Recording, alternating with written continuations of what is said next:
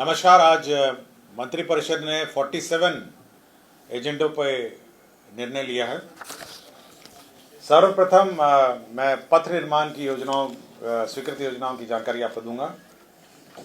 Cost sharing के आधार पर बेगूसराय जिला अंतर्गत बरौनी तेगड़ा रेलवे स्टेशनों के बीच अवस्थित लेवल क्रॉसिंग संख्या 7B के बदले आरओबी के निर्माण हेतु राजंश राशि रुपये 34,52,46,00,000 मात्र सहित कुल राशि 146,36,92,000 के अनुमानित लागत पर प्रशासनिक स्वीकृति प्रदान की गई।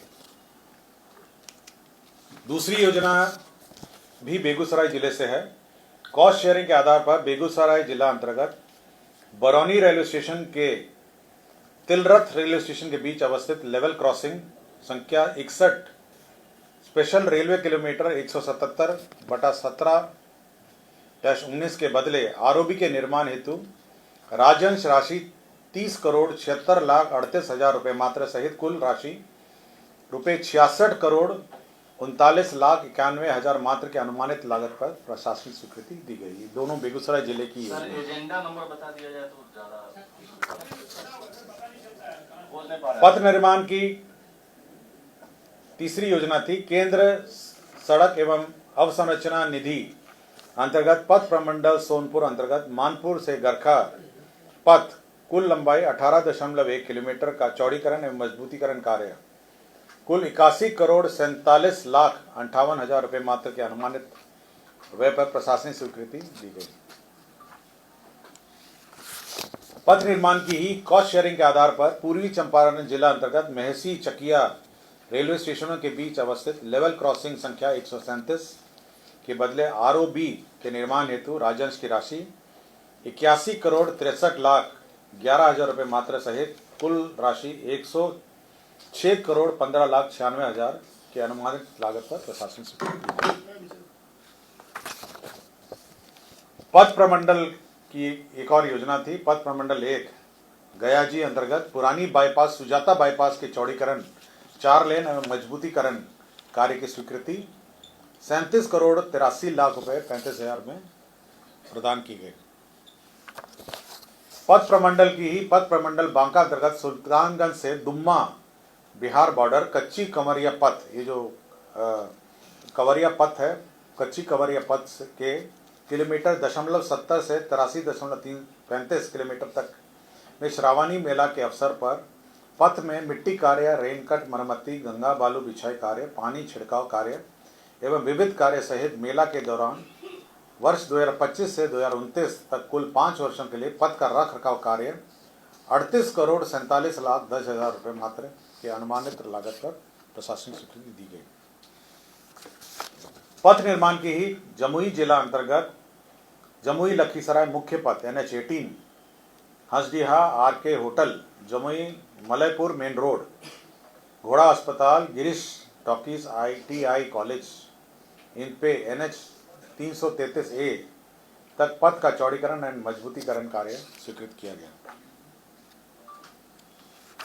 भवन निर्माण विभाग की एक योजना स्वीकृत की गई।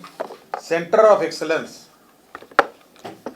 एवं रिसर्च लेबोरेटरी के निर्माण के संबंध में ITI पटना एवं भवन निर्माण के बीच में समझौता जो इकरारनामा मेमोरेंडम ऑफ अंडरस्टैंडिंग की स्वीकृति दी गई और इसके संचालन में जो व्यय होगा उस पर स्वीकृति दी गई। भवन निर्माण की ही योजना छज्जूबाग पटना में वरीय पुलिस पदाधिकारी और वरीय सिविल पदाधिकारी के आवासन हेतु D टाइप एनेक्से भवन तथा गार्ड रूम के निर्माण की स्वीकृति 71,24,62,000 की दी गई। अल्पसंख्यक आवासीय विद्यालयों की भी स्वीकृति दी गई। बक्सर जिला अंतर्गत ब्रह्मपुर अंचल अंतर्गत मौजा कांट में 560 आवासन का अल्पसंख्यक आवासीय विद्यालय 53,37,56,000 रुपये की स्वीकृति दी गई। सासाराम जिले अंतर्गत भी बिहार अल्पसंख्यक आवासीय विद्यालय 560 आवासन का अंचल चेनारी, सासाराम में चेनारी है जगह, वहाँ पे स्वीकृत किया गया। इसमें 56,13,68,000 रुपये व्यय होंगे। नगर विकास की स्वीकृत योजनाओं की जानकारी मैं दूंगा आपको। बिहार शहरी आयोजना एवं विकास नियमावली 2014 के प्रावधानों के आलोक में 7 आयोजना प्राधिकार बोधगया, गया, राजगीर, बिहार शरीफ, आरा, मुजफ्फरपुर और सहरसा में पूर्व में जो पद सृजे थे 147 उसको प्रत्यार्पित करते हुए प्रत्येक जिले में एक जिला आयोजना क्षेत्र पदाधिकारी का कार्यालय का गठन और 38 कार्यालयों को सौंपे गए कार्य एवं दायित्वों को समुचित निर्वाह हेतु 112 करोड़ 5,74,844 रुपये का वार्षिक व्यय लागत पर स्वीकृति दी गई। बिहार राज्य आवास बोर्ड में जो वित्तीय शक्तियां थी उसमें परिवर्तन किया गया। प्रबंध निदेशक की शक्ति पहले 50,000 थी, उसको बढ़ा के 1 करोड़ किया गया। अब बोर्ड को वित्तीय शक्ति 2 करोड़ थी, उसको बढ़ा के 5 करोड़ किया गया।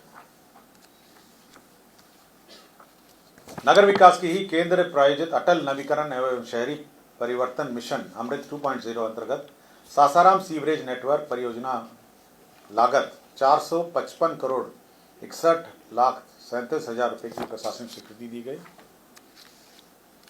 नगर विकास की ही दूसरी योजना यह सीवान जिला का है।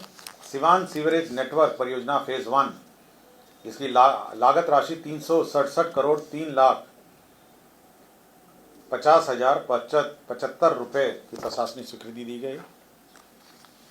नगर विकास की ही योजना केंद्र प्रायोजित अटल नवीकरण शहरी परिवर्तन मिशन अंतर्गत औरंगाबाद सीवरेज नेटवर्क की योजना स्वीकृत की गई। इसमें 497 करोड़ 65,37,000 रुपये व्यय होंगे। नगर विकास की ही केंद्र प्रायोजित योजना के अंतर्गत केंद्र प्रायोजित अटल नवीकरण शहरी परिवर्तन योजना के अंतर्गत सासाराम जल आपूर्ति परियोजना स्वीकृत किया गया। इसमें 76 करोड़ 44,10,000 रुपये व्यय होंगे। नगर विकास एवं आवास विभाग की ही योजना है। केंद्र प्रायोजित अटल नवीकरण शहरी परिवर्तन अमृत 2.0 की योजना है। इसमें 138 करोड़ 26,73,400 रुपये स्वीकृत किए गए। पटना के अगल बगल जितने भी नगरीय क्षेत्र हैं उनको जो ग्रामीण क्षेत्र है उसमें मर्ज किया गया। पटना जिला अंतर्गत नगर परिषद दानापुर निजामत का क्षेत्र विस्तार की स्वीकृति दी गई। खगोल नगर परिषद के क्षेत्र विस्तार की स्वीकृति दी गई। ये कौन था? नगर में 3 था। और फुलवारी शरीफ का क्षेत्र विस्तार तो जितने भी पटना के अगल बगल तीनों हैं, फुलवारी शरीफ, दानापुर और खगल क्षेत्र का क्षेत्र विस्तार की स्वीकृति दी गई। कौन कौन गांव इसमें शामिल हुए सर, ये नाम आप लिस्ट देते हैं। समाज कल्याण में आंगनवाड़ी केंद्रों के माध्यम से जो स्कूलों में बच्चों के लिए जो यूनिफॉर्म के लिए पोशाक के लिए पैसे मिलते थे डीबीटी के माध्यम से, उसमें परिवर्तन कर दिया गया है। अब 400 रुपये की जो राशि है वो जीविका दीदी अब सिलाई करके हमारे आंगनवाड़ी केंद्रों में पोशाक उपलब्ध कराएगी। और पोशाक की दर में 5% की वार्षिक वृद्धि भी की गई है। समाज कल्याण योजना में समाज कल्याण विभाग के अंतर्गत ही ये भारत सरकार के सक्षम आंगनवाड़ी एवं पोषण 2.0 अंतर्गत प्रधानमंत्री जनजातीय आवासीय न्याय महाअभियान के अंतर्गत 5 जिलों के विभिन्न जनजातीय क्षेत्र में 10 नए आंगनवाड़ी केंद्रों के भवन निर्माण की स्वीकृति दी गई। और प्रत्येक आंगनवाड़ी केंद्र में 12 लाख रुपए के दर से 100% केंद्र राशि 1 करोड़ 20 लाख रुपए एवं 10 आंगनवाड़ी केंद्रों की स्थापना एवं संचालन हेतु नियमित केंद्र अंश मंद होगा 22,44,000 और राज्यांश राशि 19,16,000 रुपये व्यय होंगे। शिक्षा विभाग में नामांकन के आधार पर जो अक्षय पात्र फाउंडेशन बेंगलुरु है वह मिड डे मील का सेंट्रलाइज किचन संचालित करता है। पूर्व में उसमें बलदेव उच्च विद्यालय दानापुर में उसको ज़मीन दी गई थी, किंतु यह कंटोनमेंट की ज़मीन के कारण इसमें निर्माण नहीं हो पाया। अब यह स्थानांतरित करके इसको गोपालपुर टांड, उसमें प्राथमिक विद्यालय है, नौबतपुर प्रखंड जिला पटना, उसको 1.5 एकड़ ज़मीन स्थानांतरित किया गया और उसी में यह निर्माण किया जाएगा। वाणिज्यकर विभाग ने बहुत महत्वपूर्ण निर्णय लिया है ऑन एयर कनेक्टिविटी के संबंध में। राज्य में जो रीजनल कनेक्टिविटी स्कीम है तो जो एविएशन टरबाइन फ्यूल है ATF, उसके दर में कटौती हुई है। अब 29% ATF में जो वैट लगता था टरबाइन फ्यूल हवाई जहाज, उसको घटा के 4% किया गया है। दाम में भी अब कमी हो जाएगी टिकट की? हाँ, इसमें दो काम होंगे, एक तो दाम में भी कम हो जाएंगे और एयरक्राफ्ट की संख्या में भी बढ़ोतरी हो जाएगी, और एयरक्राफ्ट पटना में फ्यूलिंग भी करेंगे और जितने भी हमारे रीजनल कनेक्टिविटी सेंटर्स में रिफ्यूलिंग करेंगे। वैट MIS के मेंटेनेंस की योजना की भी स्वीकृति दी गई। ग्रामीण विकास विभाग में national NIRD and PR Hyderabad के साथ पंचायती राज संस्थान, राष्ट्रीय ग्रामीण विकास एवं पंचायती राज संस्था हैदराबाद ने आर्टिफिशियल इंटेलिजेंस के क्षेत्र में सेंटर ऑफ एक्सेलेंस की स्थापना करने के लिए 5 करोड़ रुपए की स्वीकृति दी गई। बिहार में जो पुल हैं, पुल के समुचित रखरखाव एवं प्रबंधन हेतु बिहार राज्य पुल प्रबंधन संधारण नीति 2025 की स्वीकृति गई। तो मेंटेनेंस ऑफ ब्रिज की योजना स्वीकृति दी है। पॉलिसी थोड़ा ब्रीफ में मिल जाए क्या है तो आपको दे देंगे। अब एक साथ लिख के रखिए, मैं एक साथ आपको सप्लीमेंट्री का जवाब दूंगा। बिहार अभियंत्रण सेवा शिक्षा सेवा नियमावली 2020 के अंतर्गत राजकीय अभियंत्रण महाविद्यालय में सहायक प्राध्यापकों की जो नियुक्ति हो रही थी, उसमें जो गेट स्कोर से नहीं नियुक्ति, जिसका गेट स्कोर निर्धारित नहीं है, उसके लिए परीक्षा का एक प्रावधान किया गया है और उसकी परीक्षा का व्यवस्था किया गया है, और उसी में ब्रेकअप है कि कितने कैसे कैसे वो परीक्षा आयोजित की जाएगी। इसी तरह पॉलिटेक्निक में भी पहले गेट स्कोर जहाँ नहीं है वहाँ पर भी आपका परीक्षा का प्रावधान किया गया है और उसी का नियमावली में संशोधन किया गया। कृषि विभाग में बिहार कृषि अधीनस्थ सेवा कोटि 9 भर्ती प्रोन्नति एवं सेवा शुल्क नियमावली 2025 का गठन किया गया है।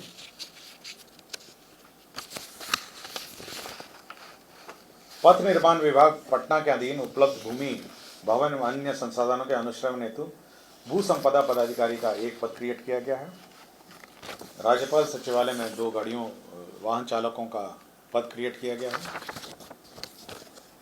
शिक्षा विभाग में भी जो हमारे स्कूल्स हैं राज्य में, करीब 77,000 स्कूल्स हैं, उनकी भूमि का विवरणी संकलन करना, संरक्षण करना, इंक्रोचमेंट देखना, इसके लिए भू संपदा पदाधिकारी के 2 एवं सहायक भू संपदा पदाधिकारी के 38 पद की स्वीकृति दी गई। राज्य में जितने भी हमारे स्कूल्स हैं, कॉलेजेस हैं, उनकी ज़मीन का हिसाब किताब लेगा, ज़मीनों का, और साथ ही साथ उसका संधारण करेगा।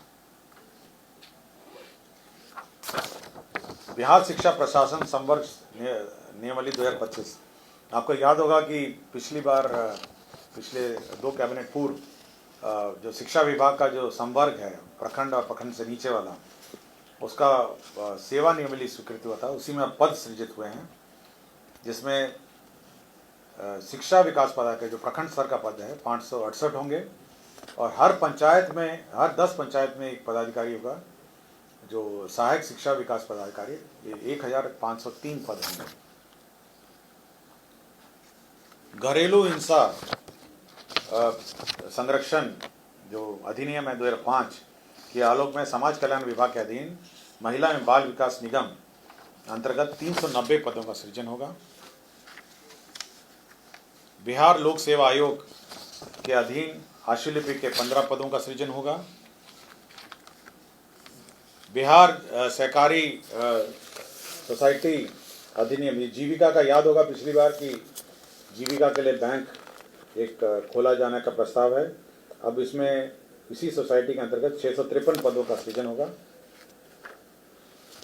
लोक स्वास्थ्य अभियंत्रण विभाग के सुदृढ़ीकरण, विस्तार एवं स्थापना हेतु अलग से 5 नए प्रशाखाओं का सृजन किया गया है, और अवर सचिव का 1 पद, प्रशाखा पदाधिकारी 5 पद, सहायक प्रशाखा पदाधिकारी 22, कुल 28 पदों का सृजन किया गया है।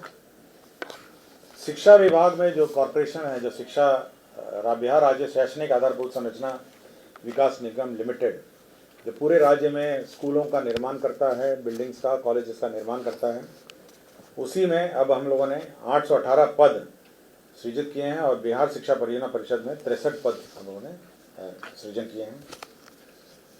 उत्पाद विभाग में बिहार मध्य अवर सेवा के निरीक्षक मध्य निरीक्षक को उत्क्रमित कर वेतन बैंड पे बैंड 2 ग्रेड पे 4,600 में दिनांक 1/1/2006 से वैचारिक तथा दिनांक 21/1/2010 में वास्तविक लाभ स्वीकृत करने का निर्णय लिया है।